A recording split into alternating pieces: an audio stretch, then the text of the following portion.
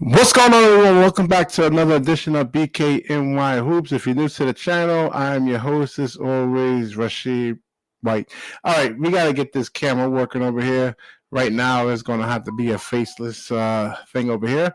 But, yes, see it. Yeah, watch the game. The Brooklyn Nets actually had a really good, important win over there, man. I mean, they went down to the wire. This is what happens when you have really kind of two teams with like a lot of high offensive firepower right there, man. It's going to go down to the wire. It's not going to go, it's not going to really be any kind of blowouts or anything like that. But I'm not to laugh at the Atlanta Hawks over here, man. These guys actually, I don't know if if it was them or their beat writers actually saying, "Oh, the game was badly officiated because they didn't actually get any kind of calls on the back end over there, man." So we're gonna get into Mikal Bridges and I said it before. I said it in the last. I think it was a live stream I actually did that. We already have our superstar already, man. I mean, there was some kind of questions but it actually shows you the real importance of how he hit that last shot. The importance of a mid range game. So there's a lot of these analytics guys over here saying, "Oh, lay up a three," and the mid range game is not actually important, but it is important because when you actually have like, I forgot who was actually guarding him in that last play, but you got guys that are like really hyper athletic that can move their feet, that they're like fast twitch muscles, they can get up off the ground, and they can stay with you. Or sometimes they beat you to the spot. You're trying to go right, they beat you there. Then you got that mid range shot that actually gives you like separation because they're trying to strip you and to try to disrupt what you're actually really trying to do there.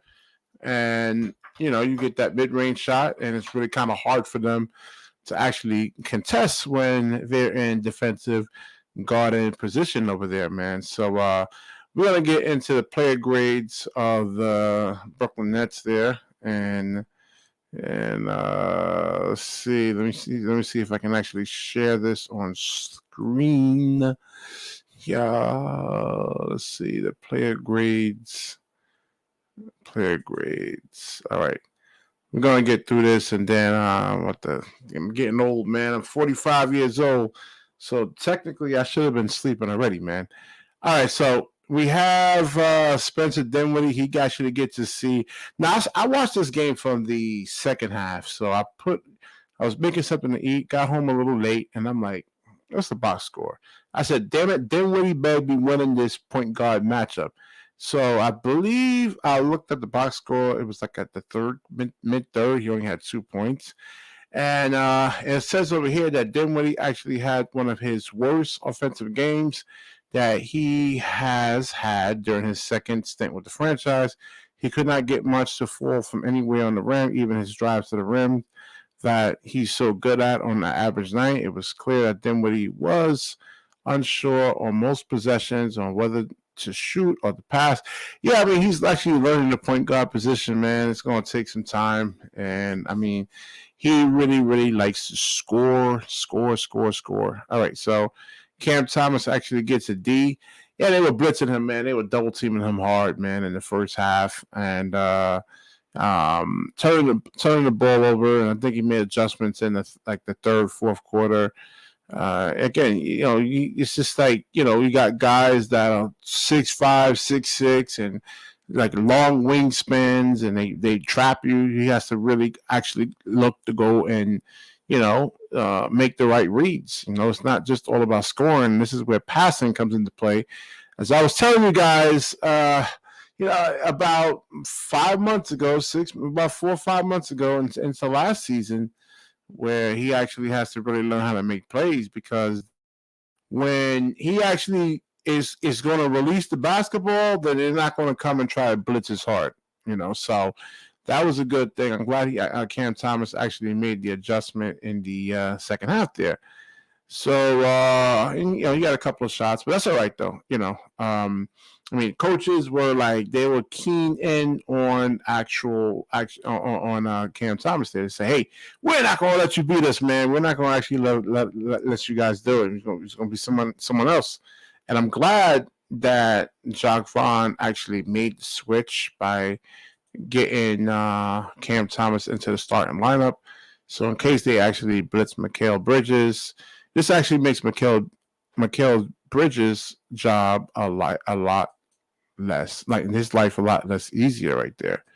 So where were we? All right, yeah, I think Bridges they gave him an A+. A great offensive performance. This is in this one. It's not just about the scoring; it's about the passing, the playmaking. I mean, off-ball stuff is not just that he actually has the ball in his hands.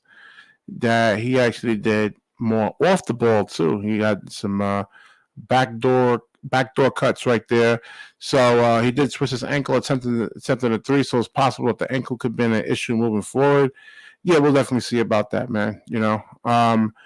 Yeah, he had to focus on being a tough defender against Trae Young. So it was impressive that he did a great job of rebounding and setting up his teammates. Yeah, Trae Young is actually really, really tough to guard, man. Trying to play against Spencer. I'm sorry, Mikal Bridges is 6'6". Trae Young is about 5'11". So I mean, you got to really bend down there and get down there and try to affect his dribble somewhat. Cam Johnson had a great offensive showing as he was equally doing damage from the 3-point line as he was from in the mid-range and in the paint. At one point, Johnson was the only player for the Nets who had it going on the offensive end for some reasons. Yeah, as I said, this Brooklyn Nets team is deep. And once again, no Lonnie Walker right there, man. No Lonnie Walker. And, no Lonnie Walker. Like I said, this team is like, we haven't even seen Derek Whitehead yet. It really I figured that he would probably, Jacques Vaughn would try to get Derek Whitehead into this, into the mix over here. So Nick Claxton, he has a B, and didn't do much again on the offensive end as this one. Clint Capella did a good job of staying disciplined by not letting Claxton get behind him on the pick and rolls for any dump balls or lobs. As a result, Claxton did not get many shot attempts within the flow of the offense. Yeah, this is what I say with Claxton. I mean, he actually has to have a more expanded offensive game, man. Jump hooks. He's a lefty, so Clint Capella is going to stay to that left side. He has to get some footwork in so he can actually do a little drop step, right hand. Claxton actually has a lot of work to actually do on the offensive end, man. It's not, it's a lot of work from actually Nick Claxton there. But overall, he actually did a good job of impacting the game in other ways as he rebounded the ball. So it's not going to be all about scoring for Nick. He can do other things. Day'Ron Sharpe, yeah, I mean, it was a couple of times that Day'Ron actually dropped on.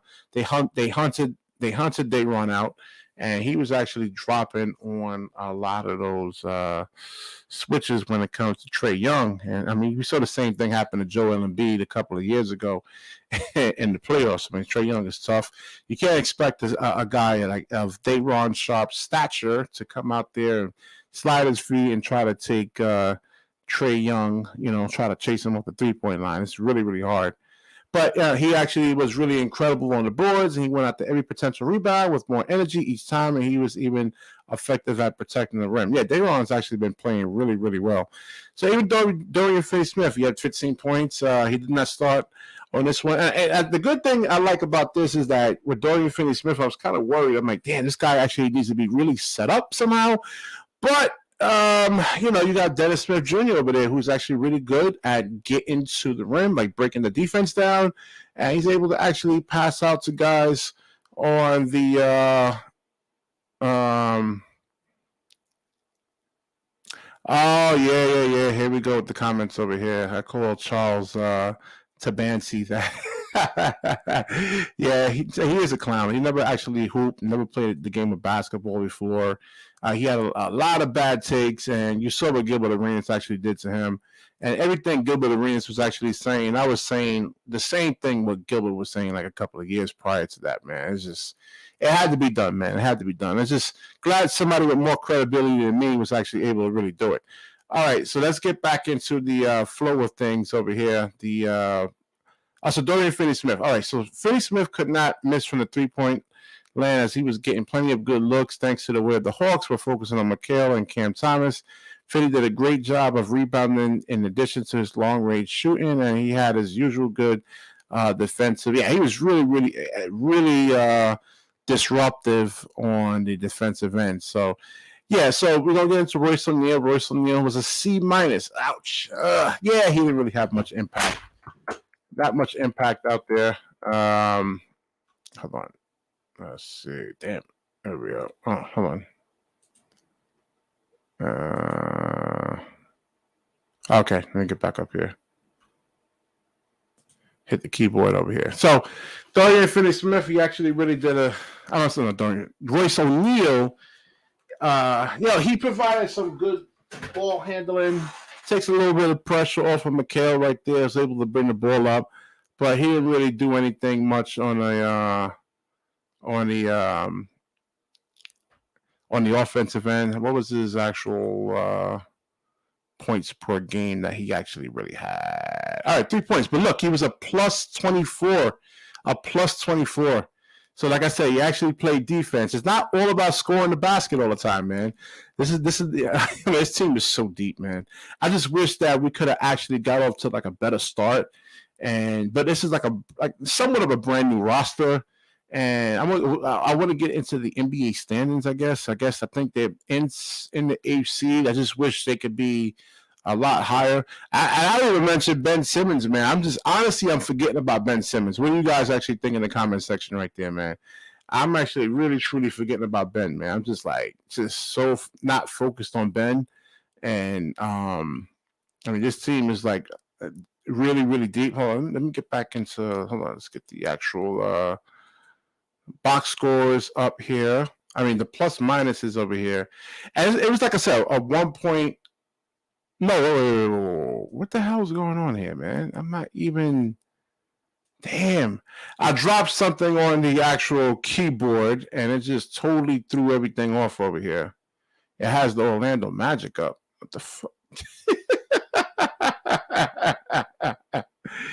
Hold on, man. I said Royce O'Neal's not a plus 24. So in that Orlando Magic game, he was actually a plus 24. Hold on, let me get this back up, man. Like, what the fuck, man? All right, so I want to share this with you guys over here. It says 3 takeaways from the loss for the Hawks versus the Nets, and then the journalists over here. This comes from Fan Nation. I don't know who it's actually come from, but they're saying, "Oh, the officiating was poor at the end of this game over here." I'm like, wait a minute. What about? We didn't blame the officials. I think we did to a degree, but yeah, Ron C, definitely a good win over there, man. I don't know if he's still up in here, man. Definitely a great win. But Dinwiddie didn't foul Trae Young on the possession the last time that they actually played.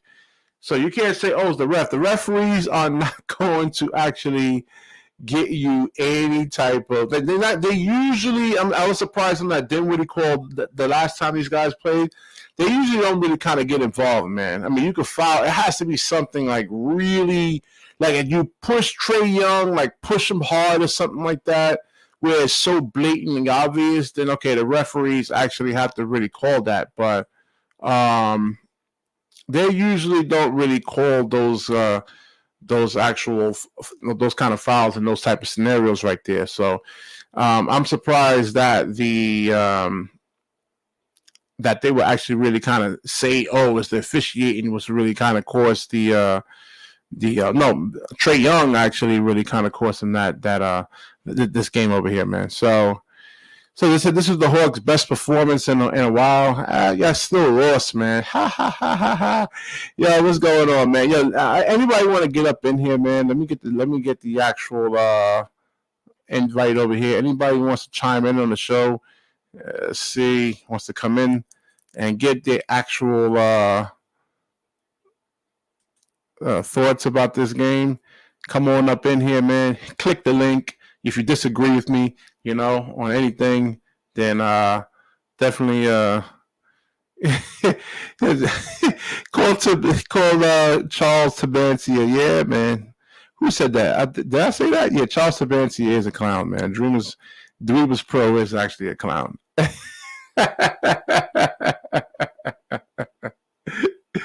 All right, so let's get into the NBA standings over here real quick. Hold on, I gotta use Google, man. I can't mess with Bing in terms of the actual NBA standings, though. So let's see where the Nets actually currently stand at. And this West Coast trip is actually going to be really, really, really tough. I am not staying up to watch any of those games right there, man, because those games are going to actually end up at 1 o'clock in the morning. And I'm like, hell no. If it's on a Friday night or something like that, or Saturday night. All right, so the Nets are 11-9. They're actually in the ninth place. So, and again, I don't really see any of these teams ahead of them actually falling off, man. Yo, Iceman, what's good, baby? How you doing, man? I don't see, unless there's any kind of injuries, but it looks like the Nets are going to be a playing team, man. Damn. Well, my prediction was the Nets actually being in 5th and 6th, and the Knicks are actually playing well. The Pacers are actually playing well. The Miami Heat went to the NBA Finals last year, I believe. I think so, right? Yeah. So, I mean, they're actually a good team. And where was I on the... Hold on. All right, hold on. Where was it? Oh, yeah, the player grades. Yeah, that's where I was. Okay. Getting back into the player grades over here, they had Dennis Smith Jr. They actually gave him an A. Hold on, we got somebody coming in. It's going to be a long night. All right, whoever it is, the device is not connected. You got to get up in there. All right. So Dennis Smith Jr., they said overall he had a great performance against the Hawks. He was effective on both ends of the floor thanks to his athleticism and tenacious nature. One thing Smith did a lot in this game is that he needs to keep doing is attacking the rim. Yeah, I said this in the last live stream that he needs to just don't shoot, man. He's 31% 3-point shooter, So I mean he misses like on wide open shots. So like I said, he's like our little mini version of Ben Simmons. Don't shoot the damn basketball. Just attack the rim. Get downhill when the defense collapse on you. Pass the ball, kick the ball out, man. So. It doesn't have to be like side to side, east west basketball, but he can actually do that. He can get downhill. All right, so Smith has been showing off his passing chops since coming back from his back injury. He has especially tough on the defensive end. Yeah, man, definitely, man. He's like a little bull right there, man. And he's disrupted what Trae Young was actually trying to do. Sometimes Trae Young over dribbles, and I mean when Dennis Smith Jr. is actually on you, you cannot play around, man. You can't mess with him. Yeah. All right. Who is this? Yo, what's good, bro? Can you hear me? It's Iceman. Iceman, what's good, kid? What's good? How you doing, bro? Yo, we survived by the heads of a chinny chin chins and Trae Young and his referee super friends, man. I really thought he was gonna get that call at the end, even though it wasn't even close. I was like, yes, man. At last, we got a game because he fouled the shit out of Dinwiddie on that play right before that, and they didn't even call anything. So, yeah, man. Mikal was surgical today, man. It's kind of crazy, man, that we attack him, but it's like he's coming. It's like a coming of age, man. It's like he's getting there game by game, and eventually we'll see the final product, man. But it was a good win, I'll say. I'll give it. Yeah, we know, man. Like Atlanta is like a high-powered offensive. How they actually doing in the standings? They number 10. They're right behind us. Yeah, they're right behind us, man. I'm just surprised that like they don't win a lot more games, man. Yeah, that their defense is horrible. Yeah. Well, they actually try to trap Cam Thomas. They actually played pretty well on the defensive end. I mean, they disrupted. I mean, they cut off like when Mikal Bridges was actually trying to get to the rim. They did a good job of cutting them off. And I was saying before you actually came on to the show about the importance of a mid-range shot, man. How critically important it is, man. And like especially like if you're not like LeBron James and you can't just overpower people, Right, and they put a right. more athletic defender on you, that mid-range shot is really, really, really critical, man. Absolutely, because you know how everybody's so dependent.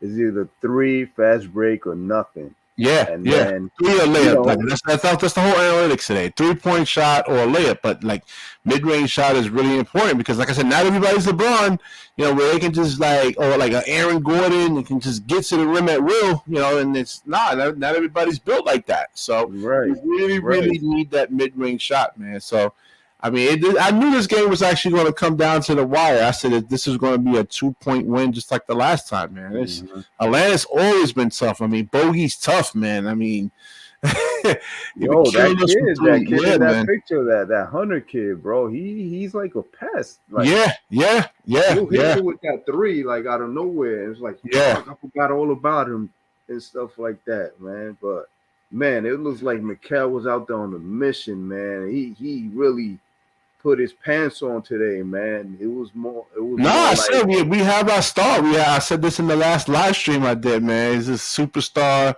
in the making, man. I mean, he's passing the ball. I mean, yep, it's not that he's just like a guy that he needs the ball in his hands. I mean, he's really like just. I mean, you saw the play they ran for him the last possession to get the layup to really kind of put us up, man. He yeah. can play off the ball. Cam Thomas can actually learn something from that. This is something that I want Cam Thomas to actually really. I was harping on this 5 months ago, and people are like, "Yo, Rashid, you just hating." And I'm like, "Nah, I'm not hating, Nah, man." it's a learning process because look at today is the first time it's like the league is already figuring him out. You Yeah, understand? So they were blessing him all night, so he yeah, couldn't do anything. So yeah, now that's his next challenge. How are you gonna adjust? You understand? And this is what I was saying about Ben Simmons.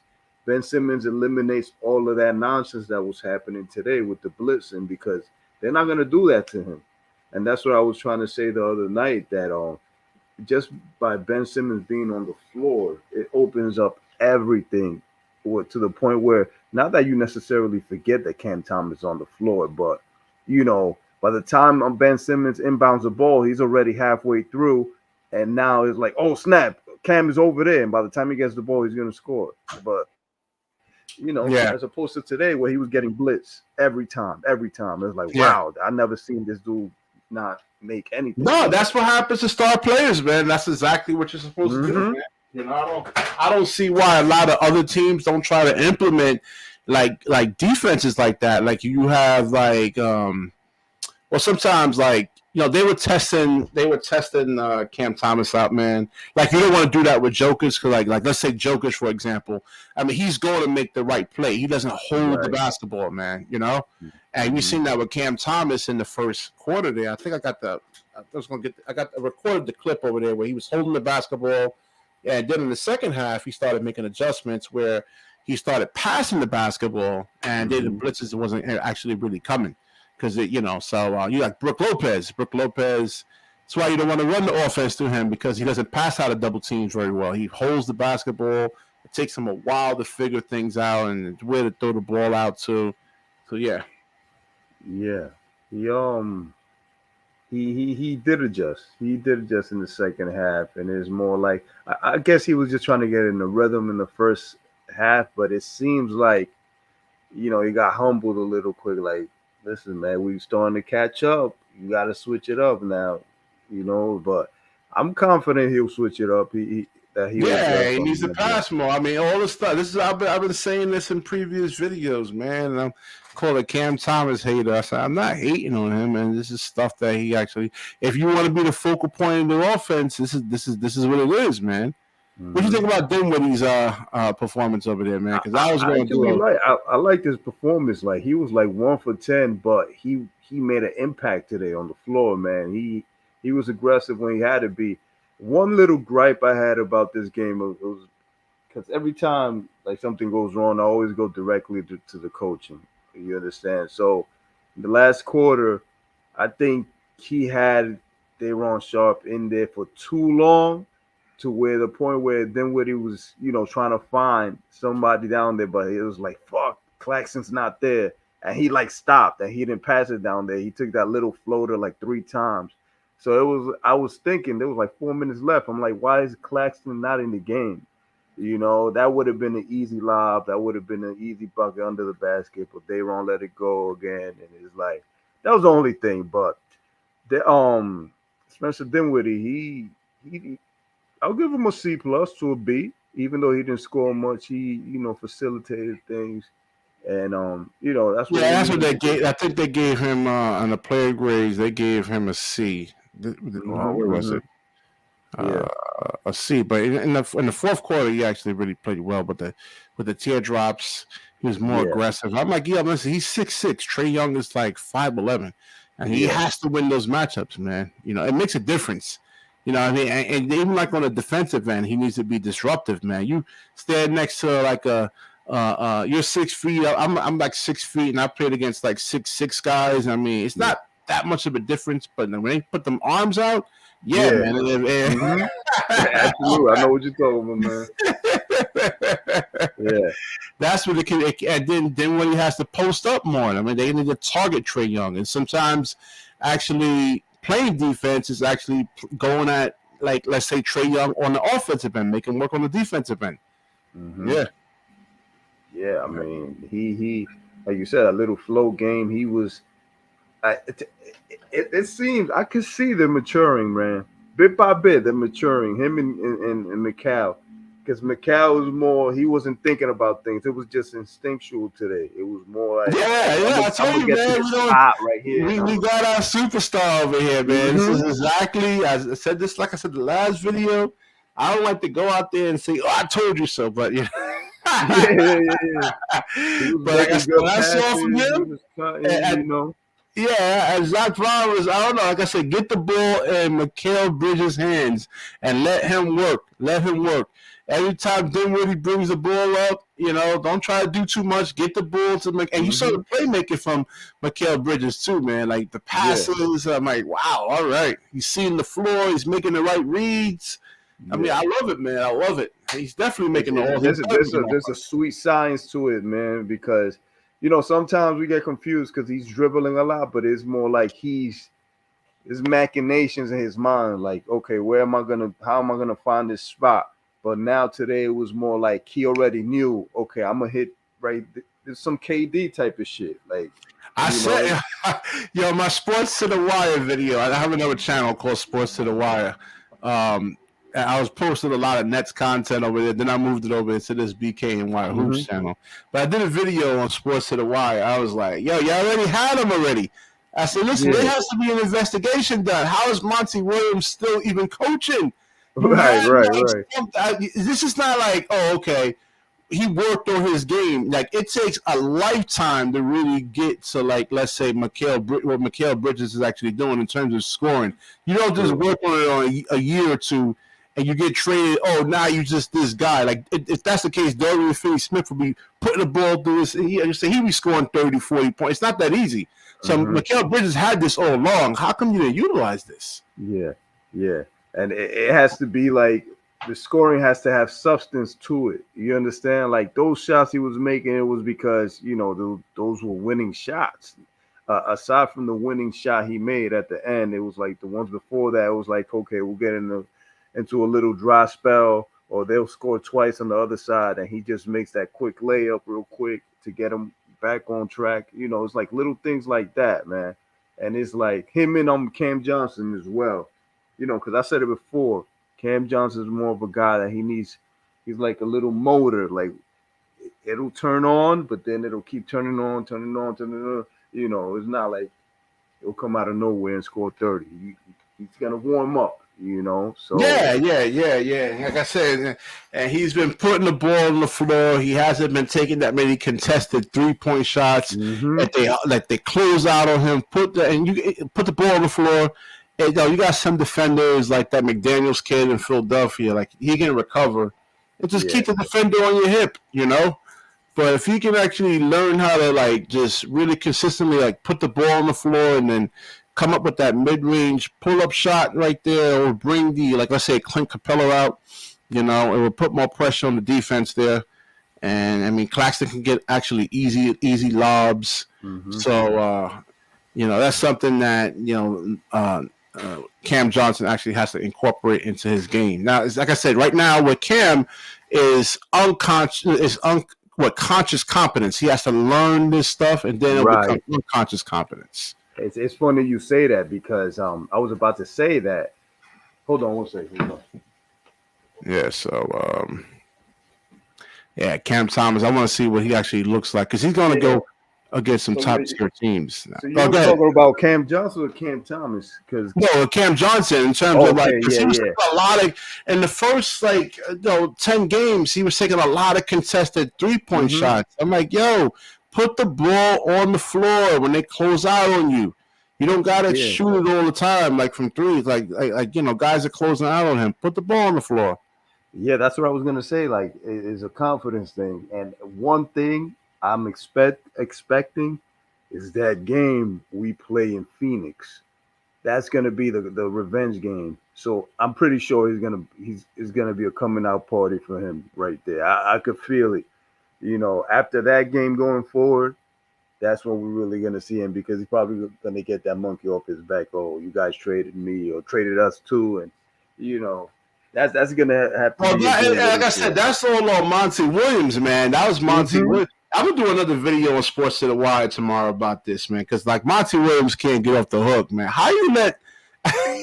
That's this, crazy, man. right there. Yo, I don't understand this. Like a guy who could drop between 20 and 30 something points, man, and you had him as a role player when you could have actually used him. And then had, let's say, Devin Booker off the ball a little bit, where it becomes a little unpredictable on the offensive end instead of a predictable offense. I don't understand this one over here, man. And then Monty Williams should never coach again. They were saying, yo, Rod, you being hard on Monty. I'm like, no, I'm not, man. I mean, you had this in the bag right there, man. I mean, the record speaks for itself. I understand if they were down, their record was 5 games under 500. But it's more like right now it's 10 games under 500 or something like that, or 11 games under 500 over there in Detroit. So it's man, they're not even playing the veterans. Wow. Yeah, they're not even playing the veterans over there. Wow. So I don't know what's going the who's it? Bojan Bogdanovic. He's not playing. Their veterans aren't playing. So I guess they're saving them for the deadline, so they won't get injured. Or something they got to be under some kind of orders from the owner. Maybe they tanking, trying to. I don't know who's coming out of college next year. I'm not really. I got to look it up and see. Yeah.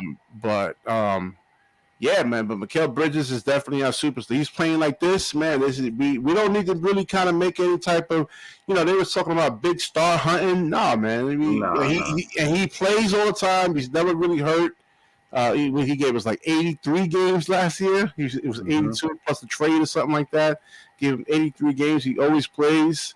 He plays good defense. Man, the thing about star hunting, bro, is that every star that's in the vicinity, in the midst of being a free agent, they're gonna be a ball stopper.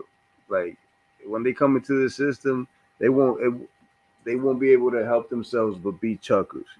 Same thing we had with Kyrie and KD is just going to be that star and everybody else is going to be standing around. So it's that's the one thing that's holding me back from winning stars, Yeah. Definitely, man. Definitely, man. So I don't know what stars are really out there. But like I said, we have our star. And hopefully they could put a nice little win. What do you think? Who's their next upcoming games now? Let's focus on that. They go on this West Coast trip right now. I think we got Washington on Friday or something like that. That should be a W. That should be a W right there, man. Washington is in 14th place, 3-17. But they may actually they may come out firing, man. They may come out firing. Yeah, I think Dinwiddie and Kuzma had some kind of a beef or something like that. I think. Yeah. Damn, 3-17. I remember the Nets was like this, man, years ago, man. Oh yeah, I was there for that one. 12. I think they had E. Giuliani or something like that. Man, I watched every. That's how much of a hardcore Nets fan I am, man. I watched every single one of those games in that 12-70 win, 12-70 Oh, Nets me back to too. back. I was in college at the time, and it was like, man, it was tough, bro. It was tough to watch it, man. But I was there when Marbury was there, so it wasn't that bad. But it was bad that year because Vince just left and stuff Yeah, like that. Ray Sean Harrison. Yeah, he said they gave Philly a run. They gave Philly a run for their money tonight. Who was that? The Washington Wizards? Yeah, they Or played pretty good today. They had the lead most of the yeah, game. listen. If you play hard, I mean, I don't care what team you are going to be in games. But It's all on Jordan Poole, honestly, because if he takes it serious, everybody will follow his lead. To be honest with that dude is like feeling himself too much, man. you. Yeah. Let me see. How much did he have, man? I mean, I would do the same thing how they did Cam Thomas. Is just blitz him, and here we go. 131, 126. If he Damn. gets good looks, Jordan Poole gets a lot of good looks. It's more like, he just plays for himself. How many assists? Take 2 assists. It's not good, man. Yeah. They have Jordan Poole as a 2 guard. Tyus Jones as a point guard, but I mean, they just got to focus on like getting the ball out of his hands and making one of these other guys. Well, you got Kuzma too. Yep. Yeah, there's something going on with that team, man. I mean, Jordan Poole should 10 out of 16 field goal percentage, 3 out of 5. Tyus Jones, I think that was the kid that was with Atlanta last year, right? Yeah. Yeah, he's tough. Yeah. But he's short though, man. What's this? His brother was with the Grizzlies. Oh, he was with the Grizzlies. Yeah, he's 6'1". Yeah, we better win this game, man, because we got like a height advantage. Yeah. All right, so Tyus Jones is 6'1". Yeah, we better win this. I mean, Tyus, he could play. Like Tyus Jones can actually really play. Yeah, he's good. I mean, in terms of the height, like we got like so much length, and like they should like focus on like getting Claxton into some switches on where he get like Tyus Jones gets switched on to him, and then because right now, I mean, like you saw Claxton tonight. I mean, he was trying to go against Clint Capella, and I was just saying before you guys actually popped up. This is what I'm saying. Now, how much is Nick Claxton actually worth, to you guys in terms of like he's going to be a free agent? I was going to do a separate video on this, but we might as well get into this now. And they saying Claxton is worth $25 million a year. That's what he's actually really looking for. I'll give him like 22, just because of his age, because I know he's going to get another contract and there's more potential. I mean, you're going to be paying him if you're going to be paying him for future potential, then okay, 25, But then they're saying like, okay, when it comes to Ben Simmons, I don't know. I'm kind of torn between this because like now Ben is. Now he's like I said, he's one of my favorite players in the NBA because like his ability to actually pass the ball, like passing is like one of my is my favorite part of basketball. Everybody falls in love with basketball for different reasons, right there. So my thing is passing. So I like Jason Kidd is my favorite player of all time. Yeah, me too. Same thing with me, man.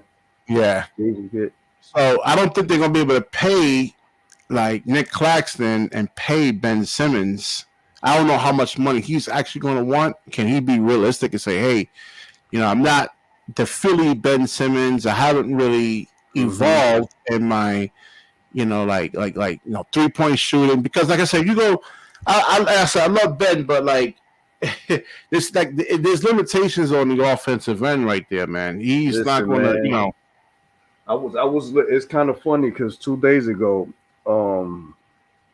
yesterday, I was a little bored and I'm like, let me look at this dude's highlights. And I was watching the series versus Toronto, game 7 and game 6. And he's doing pretty much the same thing he's doing with us. The only thing is completing those buckets under the rim. That's it. And I'm like, okay, he does this. I've seen him do this with us, do this and this and this and this. And, I think it's just as a matter of age because he was doing that. He was more younger, more agile. And I think it's just that, to be honest with you, it is a physical ailment, and if he gets some.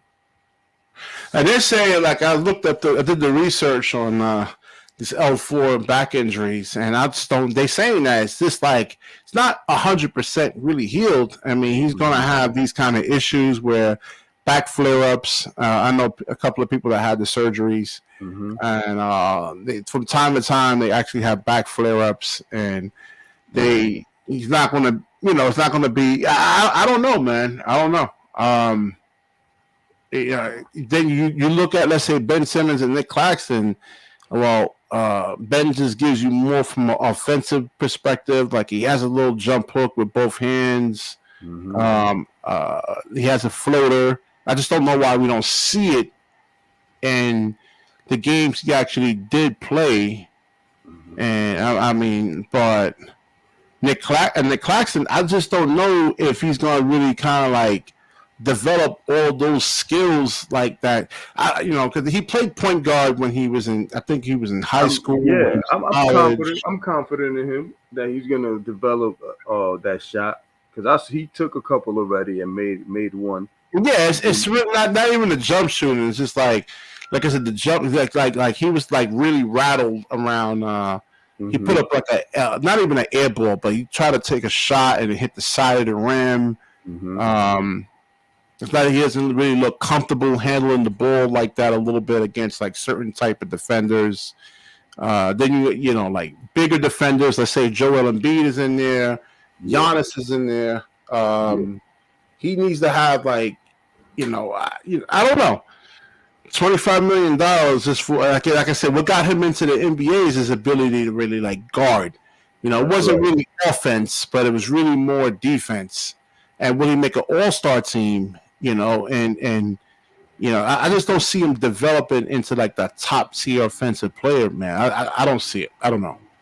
Right. Because there was a play today that I could allude to when it comes to what you just said against Capella. I think he had his back to the basket or something like that. He had the shot right there. He hesitated a little bit. Yeah. And I was thinking, man, if you only had a little bit of footwork right there. I mean, he has it. He pulls it out sometimes. I mean, but there, it's just like you need a jump hook with the right hand because Clint was playing that left hand. So I mean, he just stay towards his left hand, and he needs like you said, the footwork, and even like because he like Clint is like put together, man. So he's not going to just be able to physically move him out of the way like that. So I don't know, man. Like $25 million a year, and they said the cap is going to be smaller. I don't know. We do have his bird right, so we can pay him as much as we, Yeah. But if Mikal Bridges is actually going to morph into the star now, I'm not even worried about that. Just pay Claxton. Right. He just might as well just build a team around Mikal Bridges right there. Because the thing is, it's like you're trying to bring outside help in. But like I said, I like this roster, man. I mean, they can play two different ways. And look, you got Dorian Finney-Smith and Royce O'Neal actually coming off the bench. I was wondering whatever happened to Wofford today. Was he injured or something? Who's that? Trendon Wofford. I don't know. Maybe the matchups, because they'll probably play him at the point guard position, and he needs to be able to slide his feet to pretty much stay with Trae Young. Even if they put him at a 4 position, they got like a lot of guys that can actually set good hard screens to get like Trae Young switched on to Trendon Wofford. Then that would be like a disaster. So. Yeah, I don't think that Jacques Vaughn was going to play him. It's probably a matchup thing, man. But then again, like I said, Trendon Wofford on the other end can actually, was it 6'9", can actually post up Trae Young. But then the Hawks got really good guys that can actually like attack that. Like they can just like get the ball out of Trendon Wofford's hands really quickly. So maybe Washington can't really do that. Like they won't really come and help us quickly. But like with the Atlanta Hawks, they're gonna try. If they try to target Trae Young, I mean, they would definitely send help real quick. I honestly think we play up to our competition or play down, because I think we could have not blown them out, but at least beat them by 10 today. I guess it was the little break, the little 3 day break that got us a little, Yeah, off Rashawn the. Harris, you said this exactly right. That was the thing I was really thinking about playmaking too. Yeah, Mm. yeah. If it says over here, Claxton wants 25 to 30 million. He needs to work on either footwork in the post or pushing the tempo on the break and becoming a better playmaker. Well, Pretty he much. has that. He has the fast break and the playmaking at times. He It's brings not the elite ball up. though. It has to be elite. It's Yeah, yeah. okay, but like he's saying, Ray Sean is saying, like it needs to be elite, like Ben. It's true. Like worth the money. I feel you. Yeah, it needs to be like Ben. And like I said, for $25 million or 30 million, and yeah, it's really they're saying 25 to 30 million, Mm, not 20 to 25, 25 to 30. I mean, he needs to be able to make an all-star team. Can he make an all-star team? And then, mm, like I said, it comes into the playoffs too. Like in the playoffs, that's right. uh, who was the top teams in the Eastern Conference, man? We're gonna play the Celtics, the Bucks. I don't know Philly. about the Magic. We'll see if they can actually sustain this. Well, I think because you had said earlier before I got on that we're a playing team. I think we're a little better than that. To be honest with you, Well, do you it's see any like of these teams dropping off, man? The Cavaliers was the because fifth seed last year. we're like 1.5 games from I think it's the fifth seed. We're one Nah, and we a actually half games three back games. We're actually 4 games back from the number one from the seed, first seed. So and that then let's say means from the fifth let me seed, we're look at the 2 games back. standings right Two here. games back. 3, 4, 5. 2 games back. But yeah, Claxton, that's what I was saying. People get mad at me for saying, like, yo, man, don't try to trade Claxton. I'm like, listen, I'm just being realistic over here. He can't hit free throws. The Mm-hmm. teams that we're going to be going up against in the playoffs, Giannis, he's not going to be able to do anything against Giannis with the limited offensive skills that he actually has. Same thing with Mm-hmm. Joel Embiid. And on the defensive end, he's not going to be able to stop those guys either, put any kind of resistance on them, man. So I mean, Mm-hmm. Dayron Sharp actually because of his bulk, he's 6'9", 6'10 ish, 265 can put up some resistance against Joel Embiid. But Nick Claxton, I mean, if Nick Claxton is guarding Joel Embiid's eyes are lighting up, man. You know how that is. It's like having like a 5'5" guy, like 130, 140 something pounds. I mean, your eyes are gonna light up. I'm throwing all the offensive other sets. We throwing all that stuff out of the out of the window. We're gonna attack this little guard up here. You know what I'm saying? Yeah. That's right. That's right. So I don't know about Claxton though. I Oh, mean, shit. that's the whole thing. Like I said, Ben Simmons, if healthy, can provide more resistance against a Giannis. Not that he's going to lock him down and shut him down, but they're not going to have like an excellent a field goal percentage against Ben Simmons. But Giannis and Joel Embiid certainly can against Nick Claxton though. So that's really kind of my thing That's against right. with Nick. I'm not being harsh, but like I said, you saw what happened last year when Kevin Durant was on. He missed 11 straight free throws, man. I mean, damn, Mm-hmm. liability Oh, right I there. definitely remember that one. Oh, I definitely do. Man. So, but getting to these standings, I think I think the 76ers slide up into that 3 seed. Orlando drops back. I don't know how long Orlando can they get Jonathan Isaac back. I mean he has a lot of length and That's he can right. make it tough against like not that he's gonna shut guys down, but his length can cause a lot of problems on the defensive end. So the Knicks, I think they're gonna I stay think exactly right Cleveland will where they were. drop as well. Cleveland, I mean, Cleveland. they were the number 5 seed last year, and Mm-hmm. so the East has actually gotten better. It's Yeah. just it has. I didn't expect Orlando, and then the Pacers actually got better. Yeah, So they definitely good. I don't know. I think the Heat again. They made it to the finals last year. Yeah. Uh, they're number 7 seed. The Heat So are a funny team because it's more like they know they're gonna be there. So it's like they just keep doing what they do, but it's like someone's gonna come sneaking up, man, and it's just gonna put them in their place.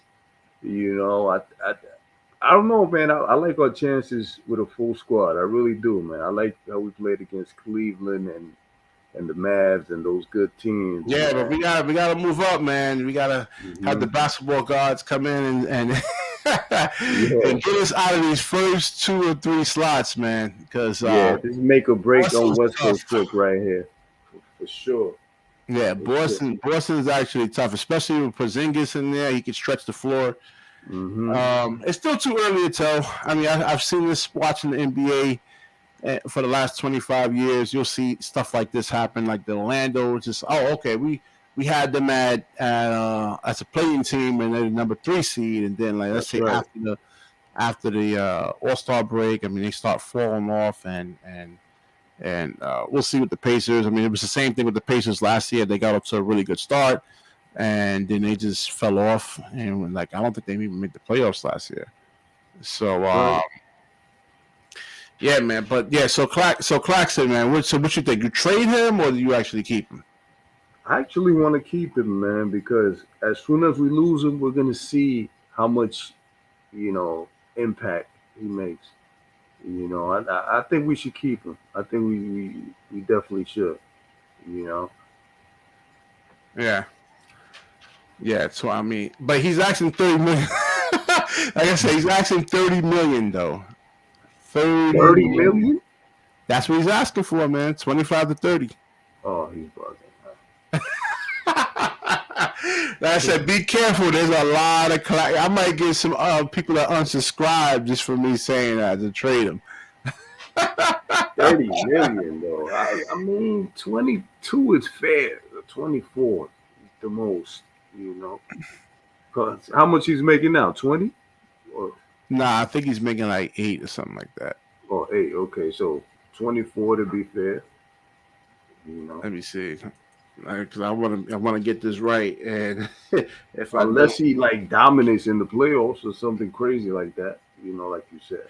yeah. Again, it all really depends on who's guarding him, man. And like I said, Giannis is a really really good defender. He's not going to just be able to move him or put any. There's so many holes in this game, man. Like I said, there's the playmaking. Like he got in trouble a couple of times today, and like he has to look to pass. Oh, Yeah. contract. Where is it? Yeah. I mean, he does make pretty big stops though on the defensive end, and the rim running, is important as Yeah, I well. think really that's his real true value. Like he's making Hmm. $8.75 million. I mean, that's what he's really, really worth because, like I said, the holes in his game offensively. Like if we're Because gonna get on Ben Simmons about him not being able to make he made with 170 something $1 million. Now hmm he's not even worth that. So we got to look at Nick Claxton. We got hmm to look at this too over here. Because he can't close a game out for us. It's the same right, thing with Ben Simmons. Ben Simmons can't even close a game out for us because of the hmm free throw shooting. They had to take him out at times. But yeah, that's right. Think about it like this: like if Claxton does get paid, like within 3 or 4 years, he'll be the only center his age that'll be at his level. To be honest with you, because I don't see any other big man out there.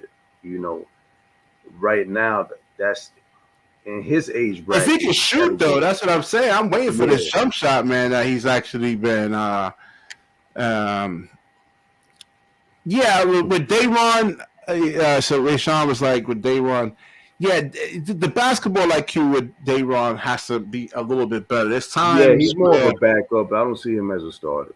there's Yeah, he's a really good passer. Like he's yeah, a better passer than Nick.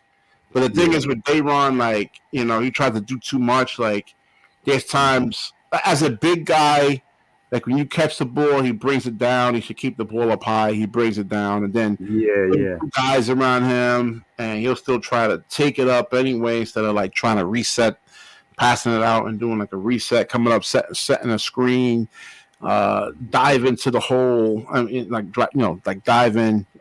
And we got to see with Dayron if he can actually like set a screen, roll, and then try to hit the corner 3-point shooter. If he can do that at an elite level, then yeah, man. And I say he's a big body. He's actually really starting to use his yeah. size. his 265-pound frame.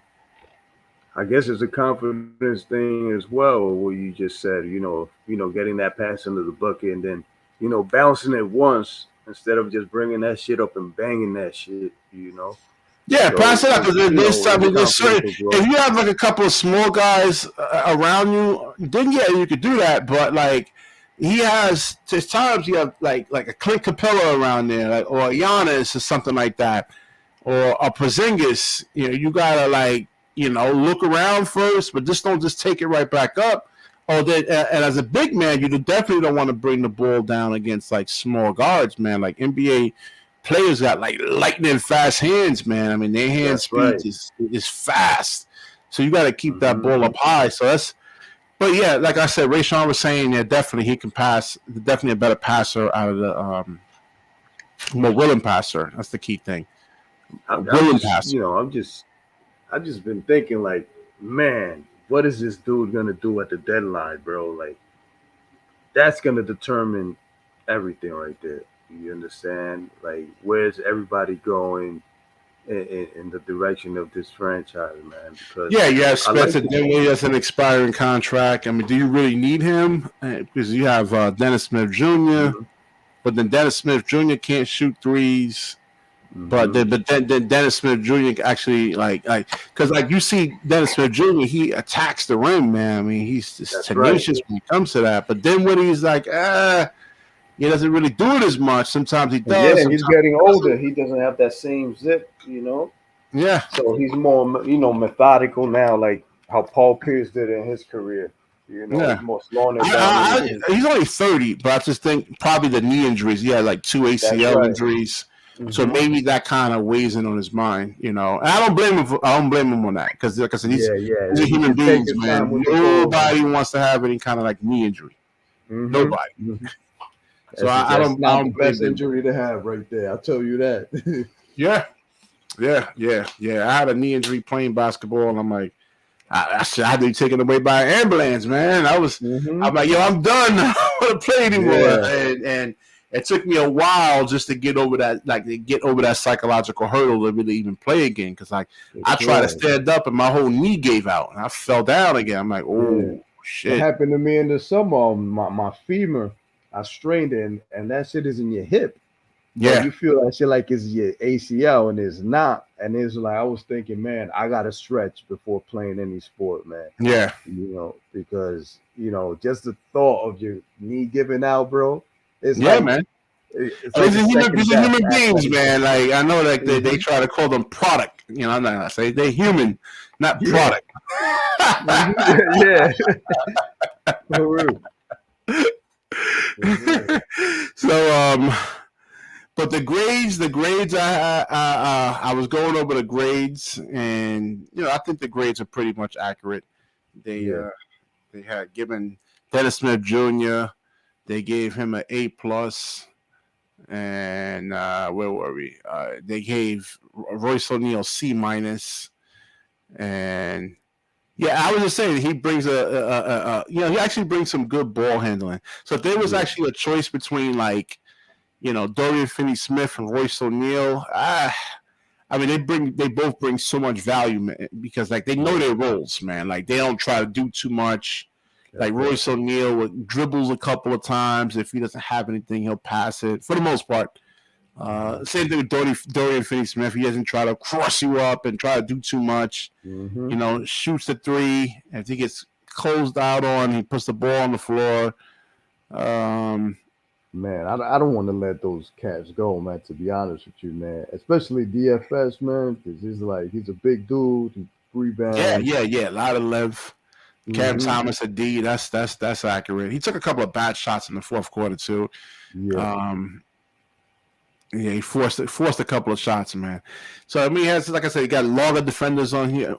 He needs they need to actually really kind of set some screens for him to free him up some, and hunt out Trae Young. I mean, they like Jacques Vaughn doesn't really do that enough. He does it sometimes, but like with Cam, like certain defenders, like Cam Thomas, is just not a good matchup for him. Like Yeah, he was getting burned by this dude. yeah. Yeah, Sadiq Bey. It was like, damn, How come yo, we didn't get I him, think man? Like, what the fuck? How come we didn't fucking get his ass, man? yo, man, we had him right there. He traded him away for first. Was it this kid from the Suns? What's his name? Yeah, I mean, how did Atlanta get him? Because he was in Detroit. How you spell his name? Oh, Yeah, Shamit. Was it Shamit? The Shamit trade?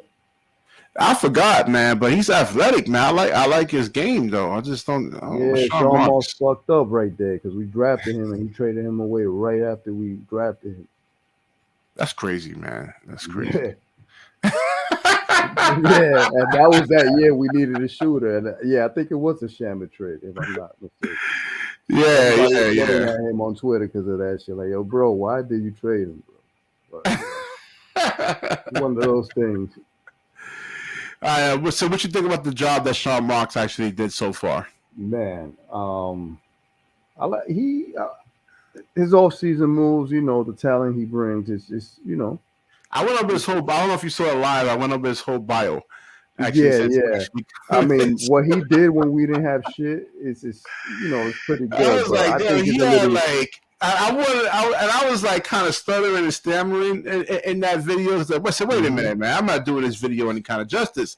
I said, I Yeah. need to compare Sean Marks to like other general managers Hmm. and all the moves that they actually made, and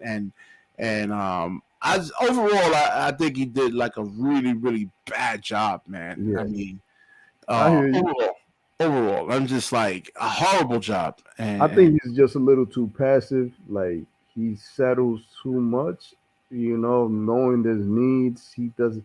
It's more like I'm gonna do what I want to do. You understand it? Despite there being a hole right there that he could easily solve. You understand? Especially knowing that he could find talent. You know, he just doesn't do it. He just sticks to whatever blueprint he has in his mind that has never manifested into anything. You understand? Like we're still waiting. What's the final product? You understand? yeah. So it's like, okay, when are you gonna make a move?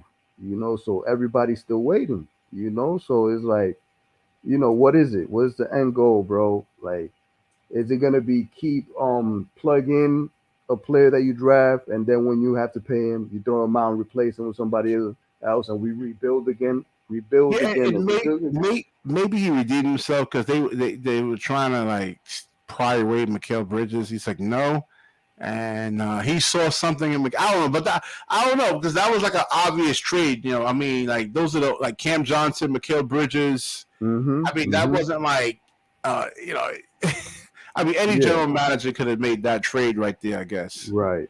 And the Um, trade before that is because he was forced to, the yeah, he kind of Harden one. forced to really kind of do that trade, man. But if you leave him to his own devices, he's not gonna make a trade, I'm unless. wrong because Kevin Durant, like I said, I don't know, man. It was a bad move. It seems like on KD's part. I wish you could have thrown like Kevin Durant on this team. Yeah, You put yeah. KD on this team right here because the team he actually had when he was here was like smaller guys, non-athletic guys, like injured guys, Hmm. broken down players, like T.J. Warren, Edmund Sumner, and just That's like right.